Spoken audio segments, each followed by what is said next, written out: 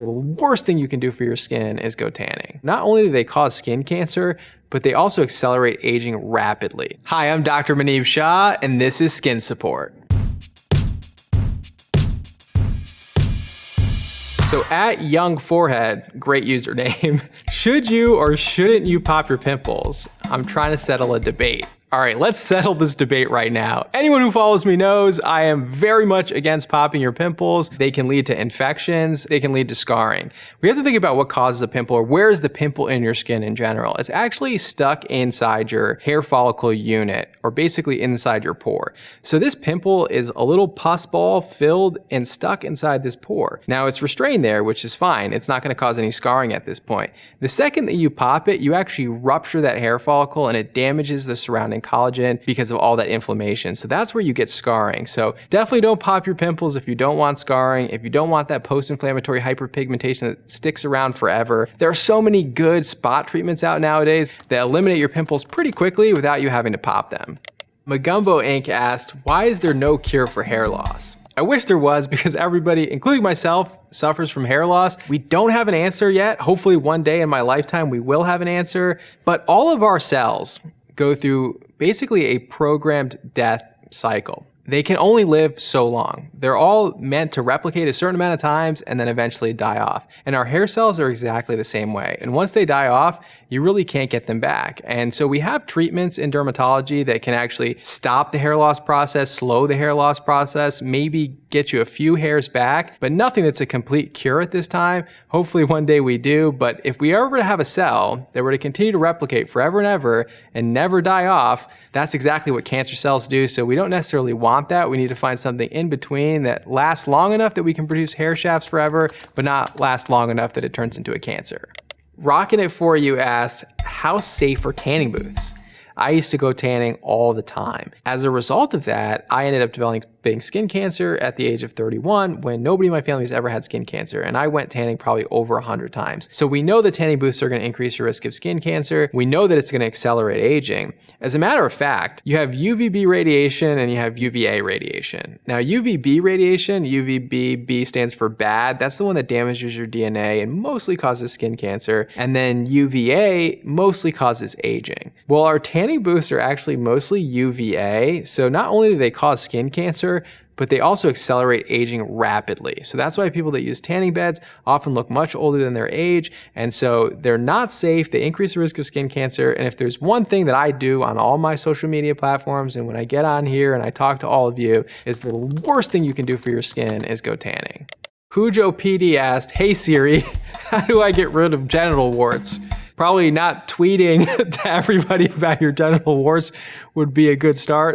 Genital warts are actually caused by the HPV, or human papilloma virus. And that human papilloma virus can cause cervical cancer in women, and it can also cause penile cancer in men. If you do have genital warts, that's something you want to get treated. And it's also something that you don't want to spread to other people, especially your partner, who could end up with cervical or penile or anal cancer as a result of that. But once you have it, we do have several ways to get rid of it, including freezing them with liquid nitrogen and using other topical treatments like imiquimod, which is a prescription medication, and others that can get rid of them. But I would have them treated and not try to spread them to other people. But you have different types of HPV vaccines that are very effective at stopping you from getting this in the first place. Now, the HPV vaccine is approved up to 45, but it probably has even benefit beyond that. There's actually a new study that showed that up to 87% reduction in cervical cancer in women. So it actually makes a huge difference if you get it. And I actually recommend it highly to people, especially at a young age, to prevent getting HPV in the first place.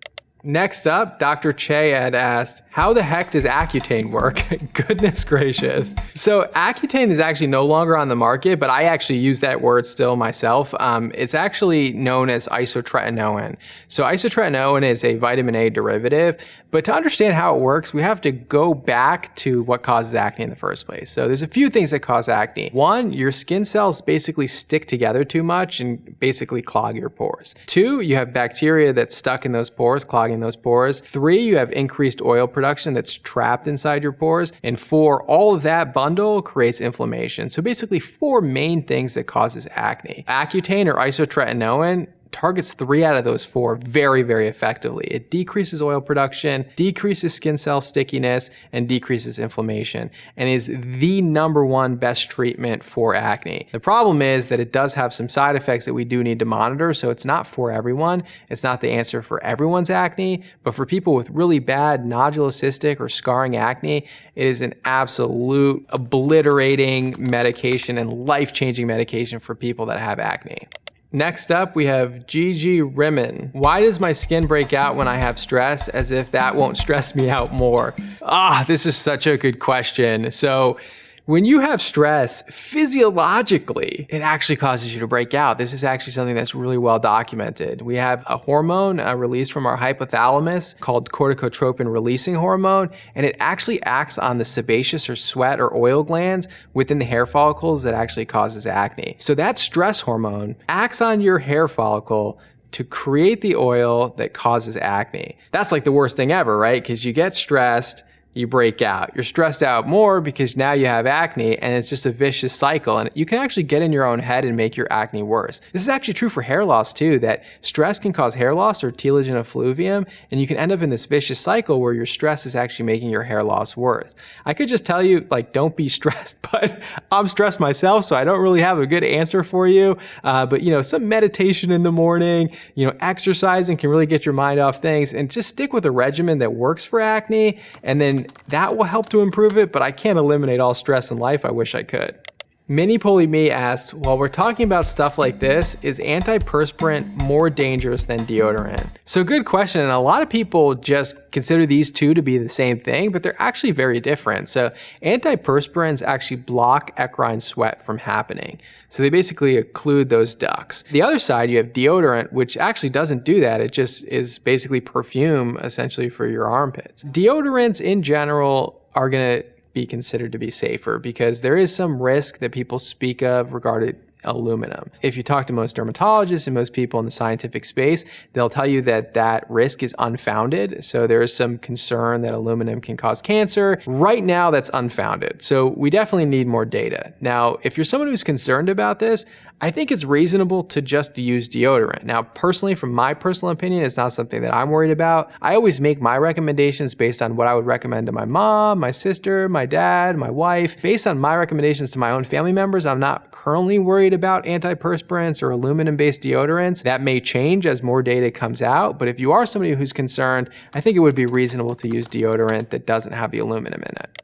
So Sunshine R. Kayla asked, okay, I have a question, skincare friends. I've been having issues pretty consistently with breaking out on my cheeks, just the lower part. I haven't changed anything in my skincare routine, but it's frustrating. So this is a really good and common question. Hormonal acne can affect any part of the face, but specifically we find that in women, specifically in their 20s and 30s, outside of those teenage years, seem to develop acne along the jawline. We don't necessarily know why this happens. Some people think it has to do with different receptors in the skin at these levels, but we do know that people get hormonal acne specifically in this region. The treatment over the counter is gonna be identical. So you're gonna look for those acne fighting ingredients, salicylic acid, benzoyl peroxide, adapalene, or retinoids. That's all you can do for it over the counter. It's when you see a dermatologist that we're gonna treat your hormonal acne different than we would treat other forms of acne. So what we would essentially do is go after the hormones. Instead of going after other things that we usually treat acne with, we instead go after the actual hormones, and we give medications that regulate or normalize your hormone production to get you back into balance.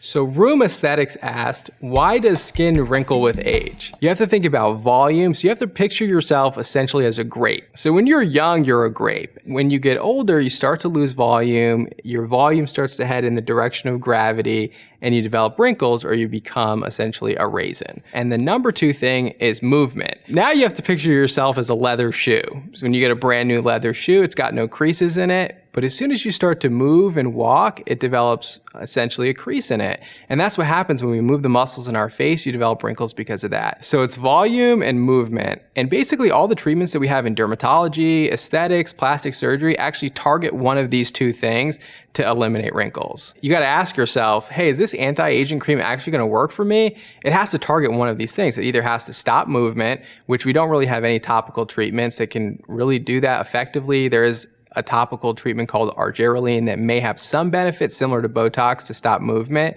But beyond that, we're thinking about how do we restore volume? So the first thing you can do is protect your volume. So one thing is to actually wear sunscreen. We know that about 90% of the aging that happens to our skin is actually due to the sun. And so by inhibiting the sun effect on the skin by using sunscreen, that's going to do most of the work. The other thing is you could try to build the volume that you lost by building the collagen and support structures in your skin. The number one thing for that as far as topical creams is going to be your retinols or vitamin A derivatives.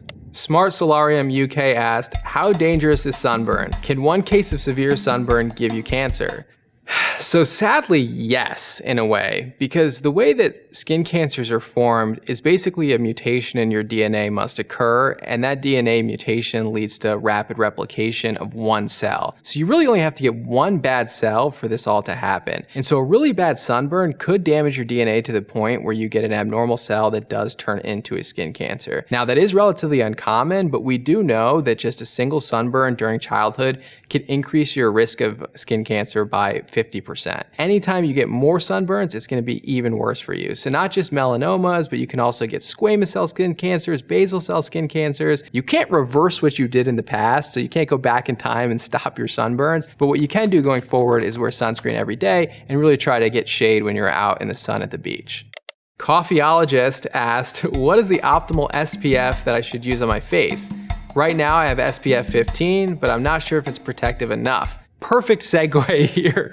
So this is a common misconception because the FDA actually recommends SPF 15. SPF 15 blocks about 93% of UVB radiation. We find that that's really not enough in dermatology because people don't really apply it thick enough as they're supposed to. From the American Academy of Dermatology, we really recommend SPF 30 or higher. You don't need SPF 100, but SPF 30 to SPF 60 is really going to get you there. SPF 15 is probably not enough. When you get to SPF 30, you get 97% coverage if you use thick enough of a layer.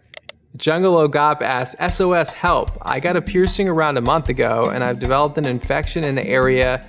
What do I do? Crying face. So this is July 15th, so I'm hoping they're okay. It's been a while. Hopefully they saw somebody. Any type of infection, if it's starting to spread or become painful or draining pus, definitely see a doctor for this. Probably don't tweet unless the people tweeting back at you are saying to go see a doctor. One of the things that you can do is just clean the area with soap and water, clean the area with alcohol, chlorhexidine, or iodine. Any wound, those are the best things to really clean it with. So you can use a topical antibiotic ointment. Polysporin is a good option, especially in the United States. Clean the area with soap and water. If it really starts to get worse and you start to have fevers, chills, headaches, or start to feel really ill, that's when you want to see a doctor. KC2SJM asked, fact or crap? Windburn can be more dangerous and last longer than a sunburn. Is this a fact or is it crap? Specifically, when we talk about windburn or sunburn, this is actually a great debate in the dermatology community. There are some dermatologists that don't even think windburn exists. They actually think that windburn is actually just sunburn disguised as being in the cold, windy times. My opinion is a combination of both. When it's windy and cold outside, the humidity is down, wind is blowing in your face, your skin starts to crack and get dry and it weakens your skin barrier. And this makes you more sensitive to the sun because now that top layer of your skin can't protect you from the sun. So it's a combination wind, low humidity, plus the sun that actually causes windburn. The sunburn is actually more dangerous because it's damaging your DNA, and the windburn may last longer because it just takes you longer for your skin to heal. So it's a combination of the two actually. Gwynot SW18 asked, does your skin breathe and does it need to detox? Some people will say, hey, my skin's breaking out, I need to give it a chance to breathe. What people are experiencing in that situation is that a lot of times their skincare products or makeup is actually making their skin worse. They're using products that are clogging their pores, or they're using products that are actually irritating their skin. And by giving their skin a chance to quote unquote breathe, their skin may get better as a result of that. So no, your skin doesn't physiologically breathe, but giving your skin a breather from harsh products that are damaging your skin barrier may actually be beneficial for some people. And we need to sweat because it eliminates heat from our body, it regulates our electrolyte productions in our body, but we don't necessarily need to remove toxins from our skin. Our kidneys and our liver do most of the job doing that. Our skin does very little job to detox our bodies. R. Welsh Makeup asked, skincare question. Does anyone know why some moisturizers make my face feel sweaty a few seconds after applying it? Like not just a moisture layer, but like I've been sweating. When you're applying a moisturizer, you're basically applying like a blanket to your face, and that increased heat or suffocation of the skin could essentially cause you to sweat a little bit more. Moisturizers actually prevent water loss. That's the main mechanism by which they work. So if you start sweating and you apply a moisturizer, it's gonna trap that moisture that's coming out of your pores right into the skin. And so you may actually be locking in your sweat and just feeling a little bit more than you probably normally would. Next up, we have TED Talk ideas. And if they're supposed to last forever, how does tattoo removal work? What ends up happening with tattoo is that you're putting an ink underneath the skin, essentially into the dermis layer of the skin. And it basically sits there, and that's what we see. When we look at it underneath the microscope, we see these little particles of black or red dots sitting in that dermis layer of the skin. We used to think that tattoos would last forever, but then they invented laser tattoo removal. How does it work? Is basically there's a specific laser beam that targets what we call a chromophore. Now, a chromophore is anything that absorbs light at a specific wavelength. If you have black tattoo ink, the laser will target that specific black tattoo ink and really nothing else. And that's the chromophore that it's attacking. And by hitting that with high power energy laser beam, essentially explodes these into tiny little particles that your body's able to finally absorb and get rid of. Amelia Chan asked, why does my sister have Asian flush, but I don't? You're luckier than your sister, I suppose, but it certainly is genetic to some degree. So what ends up happening with Asian flush or alcohol flush, they drink alcohol and immediately they turn beet red, and it's actually kind of painful for them. It's very, very uncomfortable. So alcohol needs to be converted and metabolized to basically the inactive forms of it. But what ends up happening is people with Asian flush, they have a mutation in their acetaldehyde dehydrogenase gene. And that mutation makes it so that they can't break down acetaldehyde. So alcohol is, you drink the alcohol, it's converted to acetaldehyde, and then they're not able to break it down. That acetaldehyde builds up in the body, it causes tons of inflammation, flushing, redness, pain, throbbing sensation. And actually people with a mutation in this particular enzyme or gene are increased risk of esophageal cancer when they drink, because this acetaldehyde is actually really toxic to cells. It's actually physiologically a dangerous thing to have Asian flush and drink at the same time. So it doesn't exclusively affect the Asian populations. It happens to be more common in the Asian populations because it's passed through essentially mitochondrial DNA, which is passed actually from the mom. Usually you inherit your mitochondrial DNA from. And so it is genetic. It can happen in all populations. It just happens to be more common in the Asian population. Next up, Jonathan asked, curious how you can spot skin cancer. What does it look like? And are there any symptoms? Like I was saying earlier, skin cancer can kind of look like anything, but the main thing that I would really want to warn everybody about is something called melanoma, which is basically when a mole becomes abnormal. And that's one of those dark or brown looking moles. We actually do have a really helpful mnemonic for this, and we call that the ABCDEs of melanoma. A stands for asymmetry. So if you were to take a mole and you were to lay it over on top of itself, if it was asymmetric, that would be one sign that it's not good. B means basically the borders are jagged or abnormal. C means that it has more than one color. So it's not just one homogeneous, same color brown, but there's specks of black, there's specks of brown, there's specks of pinks. That's abnormal. You don't want that either. D stands for diameter. Anything over 6 millimeters or the size of like a pencil head or eraser head, that's concerning as well. And the last thing is E, or evolving. So any mole that's changing, growing, bleeding, all of a sudden doesn't look the same as it did before, that's something to look for. And the last thing has actually become recently recognized in the literature, what we call the ugly duckling sign. So basically it's when you have one mole that just doesn't look like the rest of the moles on your body. If you have any of those signs or symptoms, you want to see a dermatologist immediately. The depth of how deep that mole goes can be life-changing. If it goes too deep, it could have already spread. If it's very shallow, then we may be able to just remove it right in the office. So not something to wait on. Everything else you can wait on if you have a pimple, what have you, but if you have an abnormal or changing mole, that's not something you want to wait on. Libby asked, can your lips get sunburn? Something about lip gloss at the beach seems dangerous. You certainly can get sunburn on your lips. As a matter of fact, your risk of sunburn on your lips is actually higher than the rest of your skin because it doesn't have that protective top layer of the skin called the stratum corneum. So it doesn't have as much protecting it as the rest of your body does. And we do see skin cancers on the lips. And when we remove them, it can actually affect the function of your mouth. And so a lot of people don't even think to put sunscreen on your lips, but when you're at the beach, especially if you're prone to getting sunburn, you should really actually put on a sunscreen lip balm.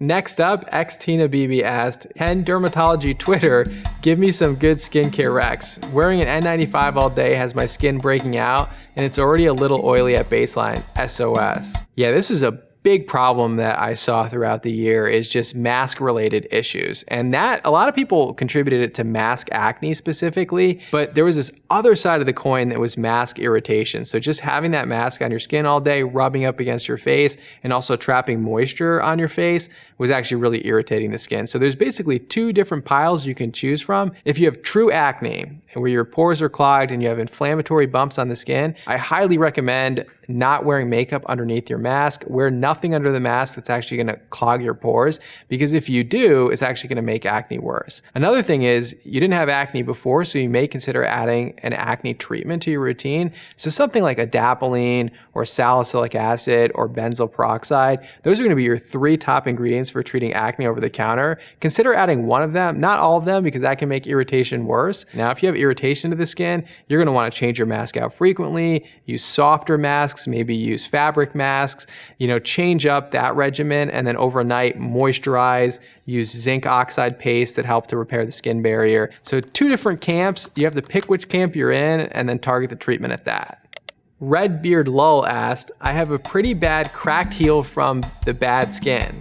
Should I go to a foot doctor or a dermatologist? This is a good question, because in medicine, we always look at, okay, you have the heart doctor and they deal with the heart, and then you have the kidney doctor and they deal with the kidney, when truly our bodies are all one piece, right? So you have to really look at it from a holistic approach. So you definitely have overlapping fields. And so when it comes to foot care, dermatology and podiatry definitely overlap. So your foot doctor is your podiatrist. I would prefer that you would see your podiatrist because I'm personally not interested in seeing everyone's feet, but we definitely treat foot conditions in dermatology, especially cracked feet. You can definitely see a podiatrist. We'll both treat you probably equally as well. One of the things that I highly recommend for anybody that has that cracked, dry feet, so anything that has ammonium lactate or urea in it, very effective at moisturizing and also exfoliating that thickened, cracked heel. All right, that wraps it up. I hope you learned something. I know I learned something from all of your questions. If you have more questions, make sure to hit Twitter and we'll see you next time.